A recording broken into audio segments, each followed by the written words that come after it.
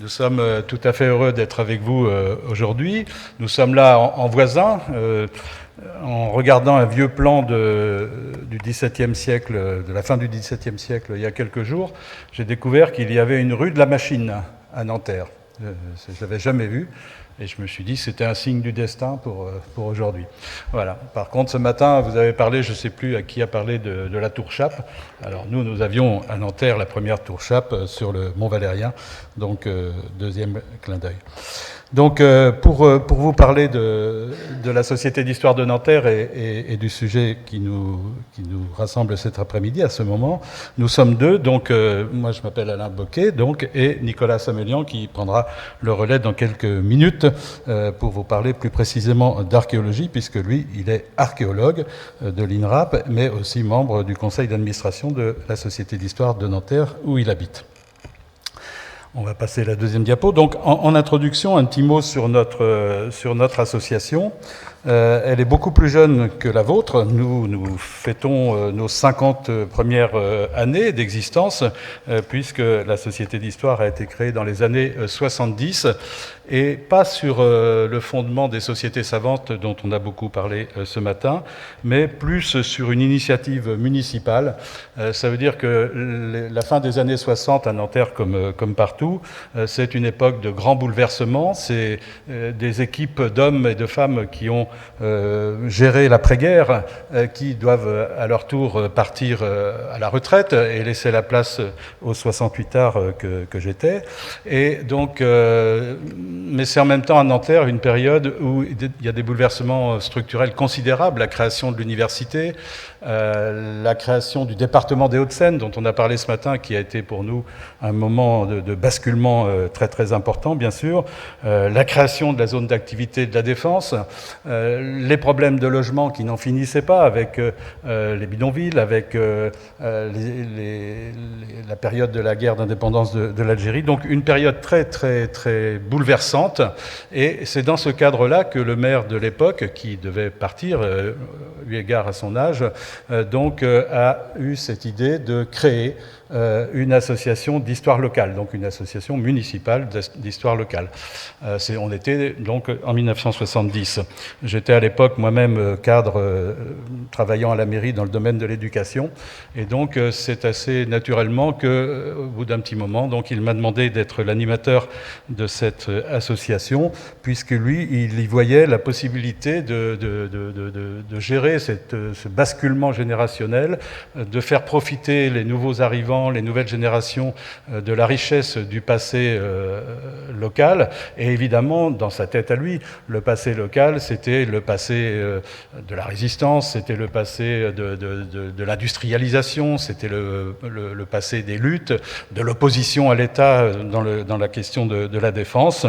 Et donc c'est un peu sur cette base-là que cette association s'est créée, et soutenue par la ville, donc comme je viens de vous le dire, et qu'elle a connu des heures plus ou moins agitée elle-même avant de se développer comme elle l'est aujourd'hui. Les premiers thèmes sur lesquels se sont mis au travail les adhérents fondateurs, c'est bien sûr la mémoire ouvrière, puisque c'était un petit peu la commande, mais aussi le folklore. Nous avions la chance d'avoir à Nanterre, dans les adhérents fondateurs de la société, des gens comme André Desvallées, comme Martine Ségalen, qui travaillait au Musée des Arts et Traditions Populaires quand il était encore dans le Bois de Boulogne, vous l'avez certainement connu. Et donc la première grande exposition que nous avons faite, la Société d'Histoire, donc c'était sur le passé, on va dire, folklorique, au bon sens du terme, de la ville. Mais également, d'autres sujets s'imposèrent rapidement, et l'archéologie arrive tout de suite. Ça veut dire qu'on avait à la Maison des Jeunes de la ville un groupe d'étudiants, de jeunes, qui fréquentaient la Maison des Jeunes, donc, et qui faisaient de la géologie et de l'archéologie et de la spéléologie aussi. Et un des animateurs de ce groupe, c'était Olivier Buchenschulz, que peut-être vous connaissez, et donc qui a eu une carrière ensuite très très brillante dans le monde de l'archéologie. Et donc ces jeunes qui étaient, donc pas à la Société d'Histoire, mais qui étaient dans ce groupe de jeunes, ont saisi l'occasion d'un accord à la Don Camillo et Pépone, vous savez, on avait une église à Nanterre qui avait été restaurée pour partie dans les années 30, mais la nef n'avait pas été restaurée, donc on avait un beau chœur, un beau transept des années 30, et puis une nef des années du 19e siècle, du 18e, 19e siècle. Et donc la restauration des années 30 visait à construire une basilique en mémoire et pour le culte de Sainte-Geneviève, mais dans les années 70, la basilique n'était plus trop d'actualité, et donc il y a eu un accord entre le maire et le prêtre, le responsable de la paroisse, pour démolir la nef. Et aujourd'hui, donc, nous avons une église qui n'a pas de nef, hein, qui est avec un chœur et un transept, mais c'est une cathédrale. Hein. Bon, vous savez pourquoi? C'est évidemment quand on a créé le département des Hauts-de-Seine, on a aussi créé un nouveau diocèse, donc un nouvel évêché, donc un nouvel évêque, donc une cathédrale. Il n'y en avait pas dans les Hauts-de-Seine, dans les 36 communes des Hauts-de-Seine, il n'y avait aucune cathédrale, donc c'est l'église du chef-lieu qui est devenue cathédrale. Donc nous avons la chance d'avoir une cathédrale propriété communale. Monsieur l'architecte des bâtiments de France, ça vous dit quelque chose, hein, donc c'est une exception. C'est la seule cathédrale de France à être propriété communale, puisque c'était une église en 1905, et c'est aussi une cathédrale-église qui n'a pas de nef. Donc, mais la démolition de cette nef a permis donc de faire une fouille archéologique qui devait être rapide, mais évidemment en soulevant le plancher de la nef, on a découvert 2000 ans d'histoire. Et donc on aurait pu décider d'un chantier de fouilles qui dure plusieurs dizaines d'années, ce qui n'a pas été le cas. Encore, Pépone et Don Camillo se sont mis d'accord, ils ont laissé fouiller quelques mois, puis après ils ont dit stop, ça suffit, les commerçants ne sont pas contents, les paroissiens non plus, donc on recouvre le chantier et ce sera pour des fouilles ultérieures, peut-être qu'un jour on pourra aller refouiller là. Mais en tout cas ces fouilles, Nicolas y reviendra, ont été fondamentales dans l'engouement et l'envol de cette société d'histoire à partir de sa naissance dès 1970. Alors aujourd'hui, les images que vous voyez, donc c'est ça, c'est le parvis de la cathédrale, ce sont les panneaux de sarcophage qu'on a trouvés dans cette nécropole, enfin dans ces nécropoles, puisqu'il y avait toutes les époques, et puis donc le maire de Nanterre qui regarde avec admiration, mais aussi beaucoup de crainte, les fouilleurs, qui à l'époque, on n'avait pas l'INRAP, hein, c'était même pas la FAN, c'était la commission du Vieux Paris, donc qui sont à l'œuvre. On va passer à la troisième diapo, Nicolas. Et donc aujourd'hui, la Société d'Histoire donc, est une société de Nanterre. D'abord, elle a pris son indépendance vis-à-vis de la municipalité, de façon définitive, disons, dans les années 90. Et nous avons pu développer des activités dans tous les domaines, avec des centaines d'adhérents et un public très très nombreux qui nous suit. Nanterre est une ville où les gens passent, ils arrivent, ils repartent. Des 100 000 habitants, 80 000 personnes qui viennent travailler tous les jours à Nanterre, plus de 60 000 étudiants. Donc c'est une ville avec beaucoup de monde. Et tous ces gens-là, donc, soit ne s'intéressent pas à cette ville parce qu'ils viennent d'ailleurs et ils vont repartir ailleurs, soit pour le temps où ils sont là, ont l'opportunité de s'intéresser à l'histoire de cette ville parce que ça donne du sens, eh bien, tout simplement à l'endroit où ils dorment, à l'endroit où ils vivent, à l'endroit où ils participent à des tas d'activités, s'ils ont des enfants à l'école, etc., etc. Et donc le rôle de la Société d'Histoire, c'est ça, c'est de collecter la mémoire locale, de la rassembler, de l'organiser, puis ensuite de la faire partager, comme on le fait cet après-midi, à tous les publics, des enfants que nous accueillons dans les ateliers du groupe éducation de la Société d'Histoire, aux étudiants que nous accueillons très très nombreux en permanence, aux personnes âgées qui aiment bien se souvenir du bon vieux temps, et en passant par tous les quartiers, toutes les communautés, tous les groupes qui peuvent être intéressés, donc collecter, rassembler, organiser et partager. L'archéologie, évidemment, est un des domaines dans lesquels nous nous déployons. C'est pas le seul, hein, mais aujourd'hui, c'est celui que nous avons choisi pour illustrer le propos. Et donc, qu'est-ce qu'on fait, par exemple, autour de l'archéologie? Alors, bien sûr, on fait des fouilles, mais ça, c'est pas nous qui les faisons, c'est Nicolas, c'est l'INRAP. Mais nous, ce qu'on peut faire, c'est mettre à jour en permanence, dans l'association, le fonds documentaire dédié à l'archéologie. Nous faisons une veille. Tout à l'heure, j'écoutais l'architecte des bâtiments de France, c'est quelque chose qui pour nous est très important. On a des adhérents dans toutes les rues qui surveillent les permis de construire. Voilà, donc il n'y a pas un permis de construire qui est déposé à Nanterre sans qu'il y ait un espion de la Société d'Histoire qui repère le permis de construire. Et évidemment, si c'est un endroit où on peut fouiller, hop, on appelle le service régional de l'archéologie, on dit hop, s'il faut y aller, il faut prendre une préconisation, il faut faire fouiller, etc., etc. Donc on est un peu des emmerdeurs, mais ça paye parce que du coup, il y a des fouilles tout le temps et on trouve bien sûr des millions de choses. Donc cette veille est faite par les adhérents. Donc on a des contacts aussi avec les aménageurs parce que ça change. Les aménageurs sont de plus en plus enclins à valoriser, disons, l'histoire dans leur... On n'a plus un concours d'architecture aujourd'hui sans qu'il y ait un chapitre sur l'histoire locale. Hein, je veux dire, c'est devenu un grand classique. Moi, je suis très sollicité pour ça. Ils savent que ça va payer. On publie des articles dans le journal municipal. Comme dans toutes les villes, il y a un journal municipal. Donc, on a une page depuis 45 ans. On a une page dans ce journal. Chaque mois, on publie un article. Donc il faut que nos adhérents, tous nos adhérents, écrivent, il faut trouver des idées, hein, on en est au 500e article, donc il faut trouver des idées tous les mois dans ce journal. On a une lettre mensuelle, le Gaulois que vous voyez sur l'écran, qu'on envoie à 1200 abonnés.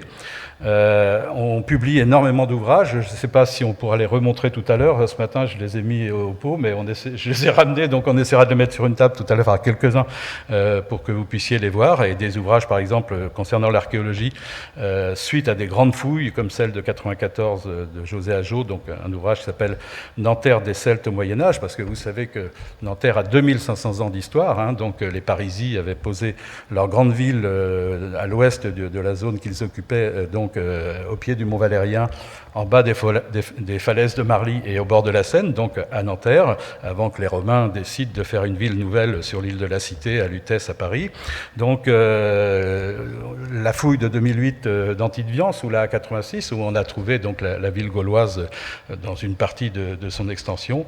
Et puis un tout petit ouvrage, enfin pas un petit, un ouvrage que Nicolas a réalisé récemment et qu'on vous donnera tout à l'heure sur l'ensemble des fouilles faites depuis 1970 et même avant à Nanterre.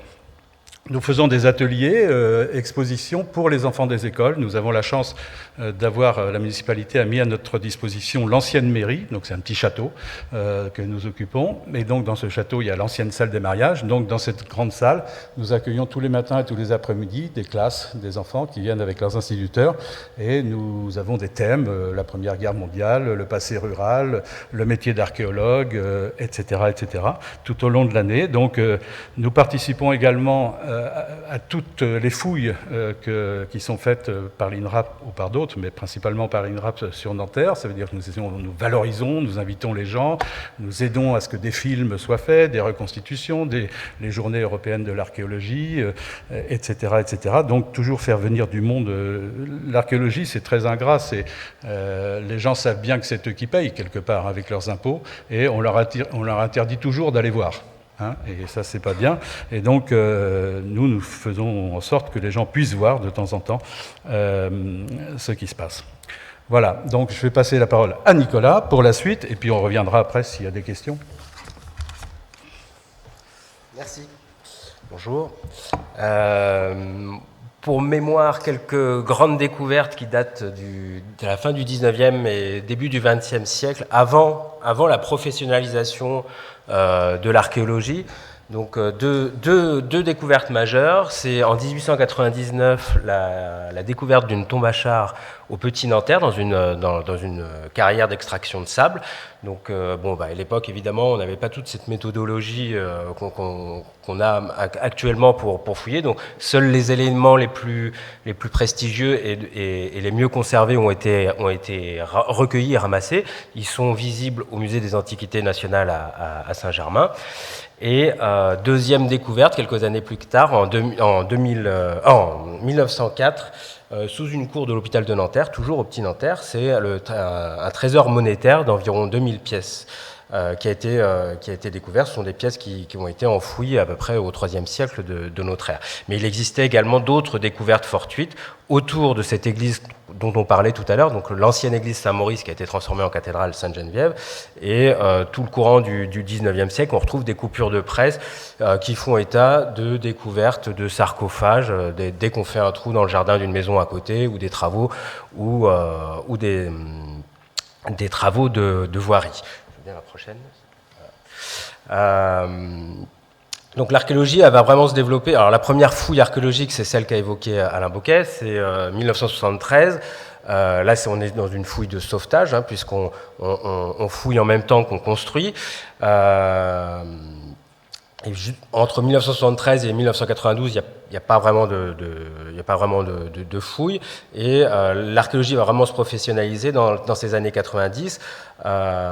On a notamment envoyé les trois vignettes à droite superposées. Ça, ce sont les travaux de la 86 qui ont permis la mise au jour donc, de l'agglomération Parisie qu'on évoquait tout à l'heure, puisque cette occupation en Parisie, elle était connue notamment par cette tombe à char, et puis par l'étymologie du mot Nanterre, puisque Nanterre en celte, c'est Nemetodorum, et ça signifie bourg sacrée. Donc on savait qu'il y avait une occupation gauloise à Nanterre, mais elle n'avait jamais vraiment été appréhendée physiquement. Et là, pour la première fois, en 1994, avec ces travaux qui sont maintenant des travaux d'archéologie préventive, c'est-à-dire qu'on intervient avant la construction de l'autoroute, on a pu mettre au jour un bout de ce village, et puis dans un deuxième temps, quelques années plus tard, sur les abords de la 86, la suite de ce village.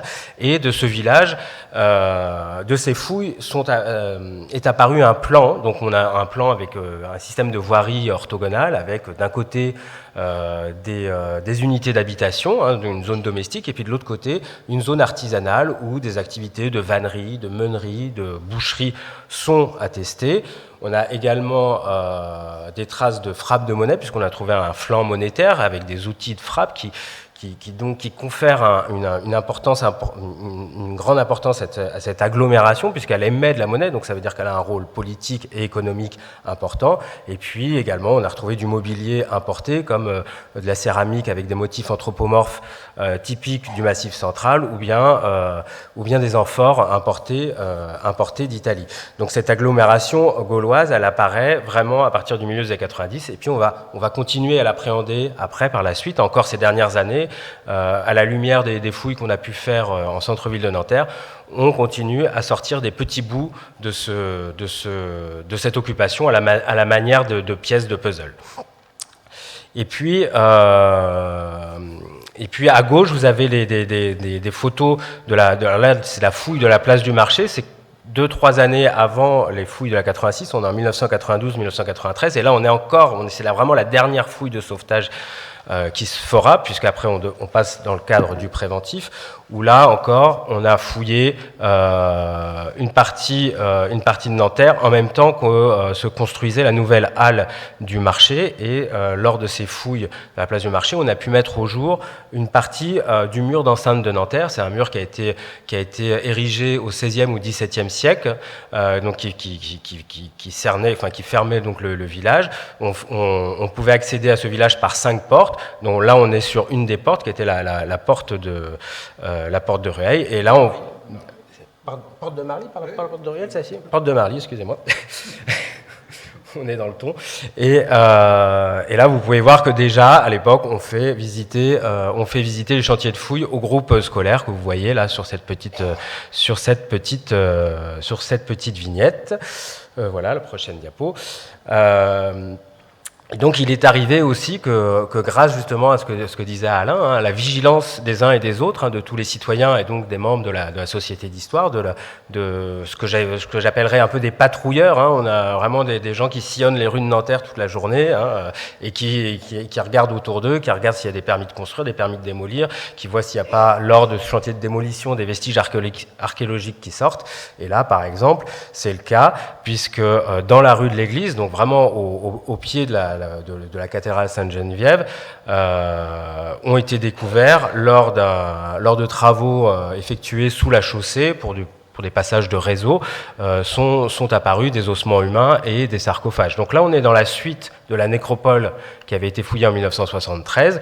Et donc là, à ce moment-là, on tire le signal d'alarme. Donc la société d'histoire tire le signal d'alarme. La DRAC est prévenue. Aussitôt, le chantier de construction est suspendu.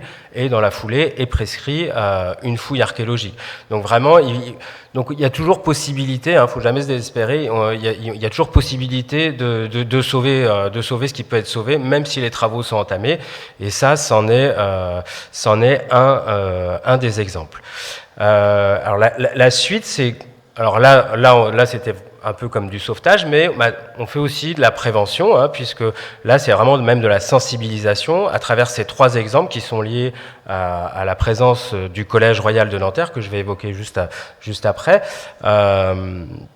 Grâce aux connaissances locales, hein, qu'on évoquait juste avant, la connaissance des uns et des autres, on sait qu'il y a un patrimoine qui est là, et si jamais il y a des aménagements, là aussi, il y a toujours moyen de sensibiliser les acteurs locaux, hein, la mairie, les élus, la direction régionale des affaires culturelles et donc le service régional de l'archéologie, et puis moi-même qui suis archéologue à l'INRAP. Enfin bon, voilà, il y a toujours moyen de faire quelque chose. Donc là, par exemple, la photo du haut, c'est une illustration de la carrière de la Folie. Donc la carrière de la Folie, c'est donc c'est la dernière carrière de l'Ouest parisien, enfin de ce coin des Hauts-de-Seine qui n'est pas remblayé. Donc c'est une carrière d'extraction, une carrière d'extraction de calcaire qui avait été acquise par l'abbaye de Sainte-Geneviève au moment de la construction du Collège Royal, afin de se fournir directement en pierre. Donc ça appartenait donc aux Génovéfins, donc à l'abbaye de Sainte-Geneviève.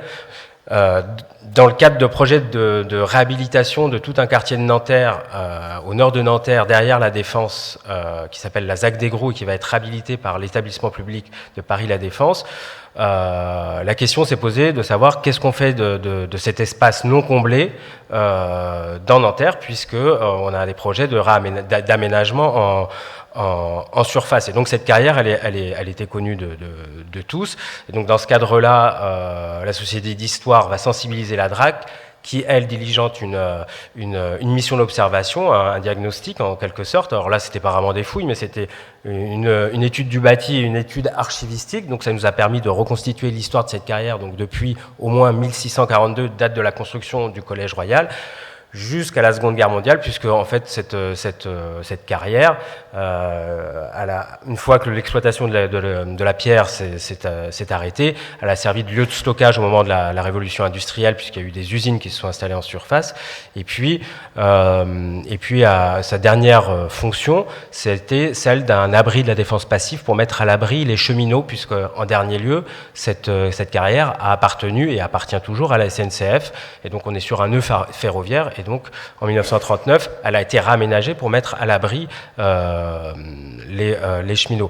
Et donc, dans le cadre de ces travaux de réhabilitation, on a donc mis un coup de projecteur sur cette carrière. Donc, on a fait venir on a organisé de nombreuses visites, dont le maire, les autorités de la SNCF, du département, des archéologues, des architectes, des géologues. Donc, tout d'un coup, on fait du bruit, hein, en quelque sorte, et on ne peut plus ignorer que cette carrière est là. Et donc, en quelque sorte, ça fige un peu les choses. Et donc, cette carrière, pour l'instant, elle est quand même en quelque sorte protégée. Voilà, et même chose pour la photo en bas à gauche, qui illustre encore un espace souterrain à Nanterre, qui est donc un aqueduc, qui est l'aqueduc de Nanterre. Qui est lié aussi à la construction du collège Royal de Nanterre, qui servait à alimenter en eau le centre-ville de Nanterre en allant chercher l'eau dans les nappes phréatiques qui se trouvent sur les pentes du mont Valérien. Et là encore, c'est un ouvrage qui est menacé, puisqu'on est à proximité de la place de la Boule et que bientôt on va accueillir une nouvelle ligne de métro et la construction d'une nouvelle gare avec la création de la ligne 15. Et dans ce cadre-là, une partie de cet aqueduc va être tronquée.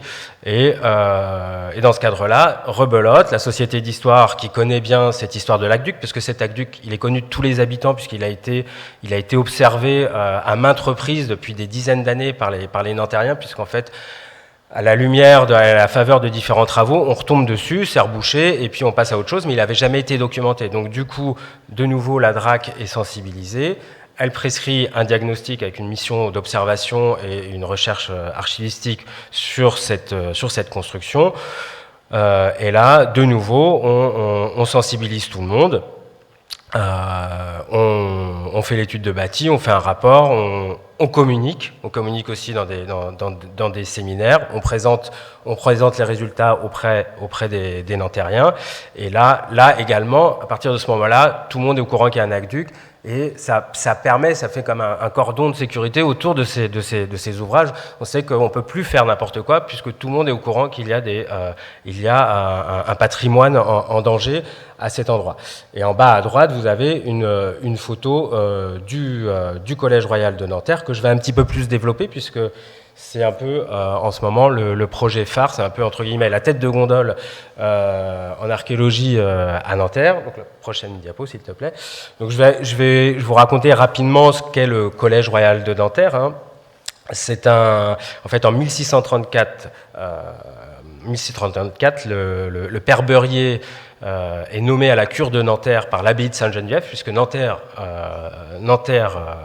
fait partie des terres de l'abbaye de Sainte-Geneviève de Paris, hein, puisque Sainte-Geneviève est elle-même issue de Nanterre.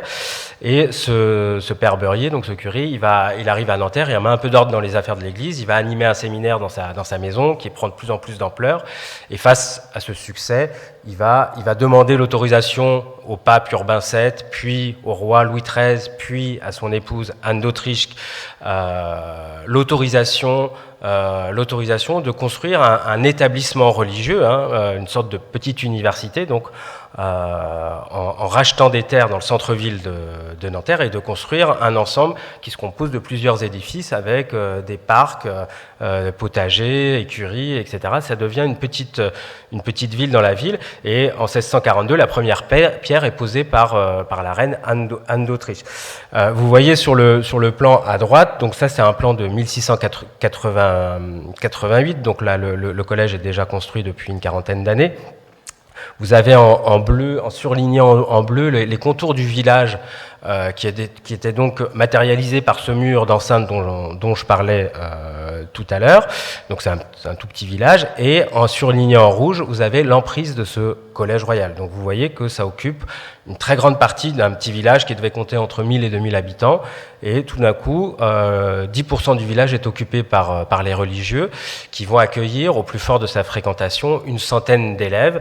Alors ces élèves, c'est des enfants de l'aristocratie française mais aussi européenne, donc ils n'arrivent pas tout seuls, hein, ils arrivent avec leurs domestiques, il y a des précepteurs, donc ça veut dire que c'est 100 multiplié par 2 ou par 3, donc tout de suite on arrive à 300 personnes, donc on arrive aussi à un surplus de 10% de la population, et donc la construction de ce collège va être un véritable bouleversement en 1642 à Nanterre, puisque il va redessiner le tissu villageois, puisque tout autour de ce collège vont être dessinées de nouvelles rues qui encore aujourd'hui existent, puisque si vous connaissez Nanterre, il y a donc ce parc central qui est le parc des anciennes mairies et qui reprend tout à fait, qui reprend l'emprise de ce collège royal qui, lui, à la Révolution, a été détruit.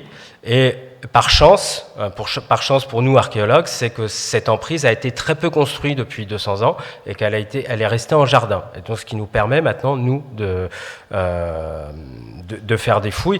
Et donc, le projet de fouille du Collège Royal, en fait, au départ, il a débuté, là encore, sur la sensibilisation, par la sensibilisation des uns et des autres à la Société d'Histoire, envers les autorités de la DRAC, puisqu'il s'agissait d'agrandir le parc des anciennes mairies que vous voyez en bas à gauche. Donc on est au pied de la cathédrale. À droite, vous avez le parvis où se trouvait la nécropole qu'on vient d'évoquer, et à gauche, vous avez donc le chantier de fouilles qui se trouve sur une partie, sur un projet d'extension de ce parc qu'a eu lieu cette fouille. Au départ, c'était des sondages archéologiques, mais en fait, la mairie n'était pas contrainte de faire des sondages archéologiques puisqu'il n'y a pas eu de permis de construire, parce que c'était juste un aménagement de surface, c'était de l'engazonnement, donc un aménagement non destructif en profondeur.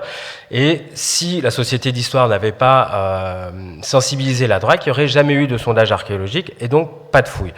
Donc, pas de chance pour la mairie, entre guillemets. Nous sommes venus faire un diagnostic archéologique, donc des petits sondages en janvier 2020, et nous avions mis au jour une partie du corps de logis de ce collège royal, hein, qui a été largement et profondément démonté partout, hein. Il ne reste que les premières arases des caves partout, sauf à cet endroit que vous voyez en haut à gauche, où on voit une partie du bâtiment, mais pas seulement. Ça nous a permis aussi de mettre au jour une partie des maisons qui ont été détruites avant 1642, pour laisser place au Collège Royal. Donc on a aussi on a deux périodes.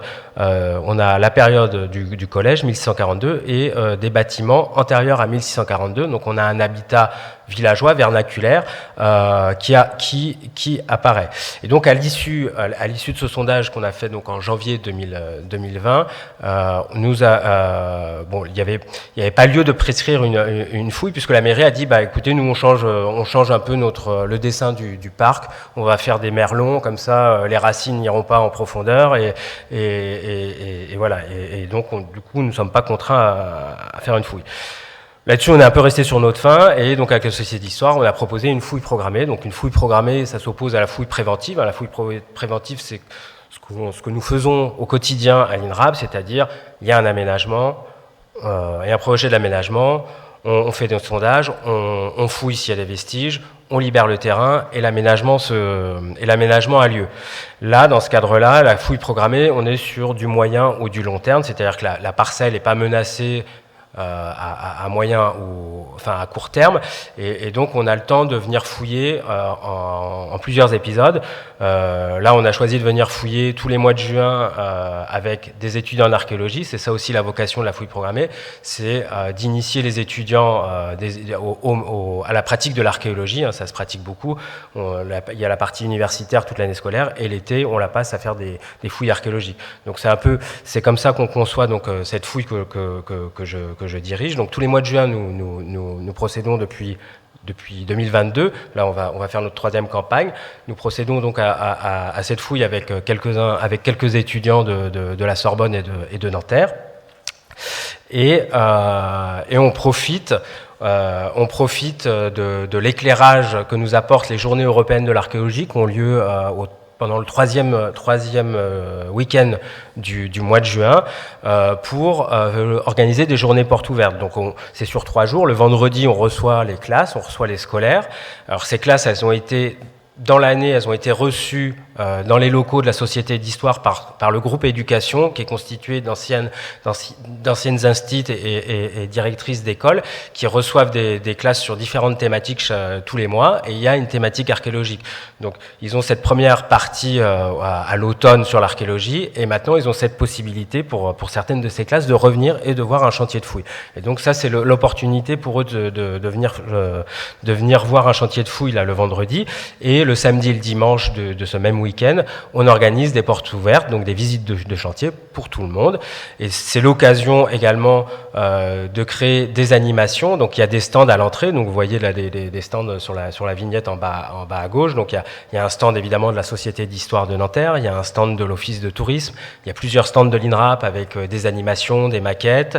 Et puis depuis l'an dernier, on a des collègues de la Maison de l'Archéologie de Nanterre, donc de la Maison des Sciences de l'Homme, qui viennent également se greffer à nous et donc maintenant on commence à avoir un petit village archéologique et on crée une véritable animation qui devient annuelle dans le cadre de ces journées archéologiques autour de la fouille du Collège Royal.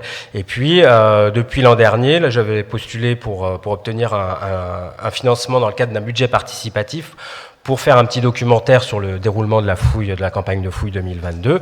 Donc à cette occasion-là, on a pu trouver une réalisatrice qui est venue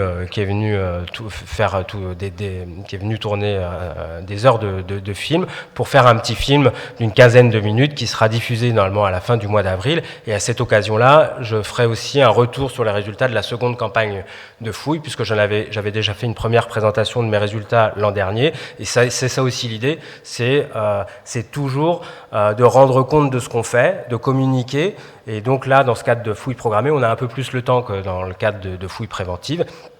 Et donc de communiquer et donc de présenter un peu les résultats de ces fouilles. Et voilà, alors pour terminer, on a 2 ouvrages qui sont sortis l'an dernier donc à la Société d'Histoire. Il y a celui de droite qui est un livre que vous pouvez retrouver là, au stand à la sortie, qui est Nanterre 2500 ans d'histoire, qui est donc un gros livre collectif, un ouvrage collectif. Moi, j'ai écrit juste la petite partie archéologique, et puis après, c'est toute l'histoire de Nanterre qui se déroule jusqu'à nos jours. Et c'est une histoire politique, sociale, culturelle, économique. Donc c'est Nanterre sous tous ses aspects. Et puis de l'autre côté, moi j'ai écrit ce petit ouvrage que j'ai ici. Donc c'est un petit ouvrage d'une quarantaine de pages, un ouvrage grand public qui permet de dérouler l'histoire de Nanterre à travers les découvertes archéologiques depuis l'époque gauloise, donc depuis cette occupation parisie dont je parlais, jusqu'aux vestiges de la Seconde Guerre mondiale que j'évoquais à travers la carrière de la folie, puisqu'on a des exemples archéologiques pour toutes les grandes périodes de l'histoire de France depuis l'époque gauloise. Donc on a cet ouvrage qui est à votre disposition, qu'on distribue, alors qu'on a lancé justement au moment des Journées européennes de l'archéologie, au moment des portes ouvertes, et qu'on peut vous donner si vous êtes intéressé tout à l'heure après cette présentation. Voilà pour vous dire voilà comment marche la société d'histoire, et voilà, ça marche vraiment. C'est des initiatives individuelles qui se regroupent et qui forment un groupe autour d'une association qui se fait le relais, qui se fait le relais et l'intermédiaire envers la DRAC et la mairie et les autorités compétentes. Voilà, et ça marche bien. Voilà, tu veux dire quelque chose peut-être? Non. Comme il nous reste un peu de temps, je voulais bien répondre aux questions s'il y en avait, c'est ça? Oui, je vous remercie beaucoup de cette présentation qui est tout à fait intéressante parce que ça donne des pistes effectivement au travers de l'archéologie, de vos travaux normaux pour nous associer aussi à ce type de travaux. Alors c'est vrai qu'à Marly, nous avons qu'un seul niveau d'archéologie qui est le parc du château. Ailleurs, on n'en sait trop rien en fait. On n'a pas eu de cas, enfin a priori, dans les constructions contemporaines d'avoir des fouilles à faire. Il n'y a pas eu grand-chose. Il n'y a que le village qui éventuellement pourrait faire l'objet. Ceci étant, le village étant protégé, effectivement, il n'y a que les caves qui restent à jour et qui peuvent avoir 3 niveaux de caves successifs. Donc ça serait intéressant, mais j'avoue que il faut trouver les compétences nécessaires pour étudier ce genre de choses. Un grand merci à vous.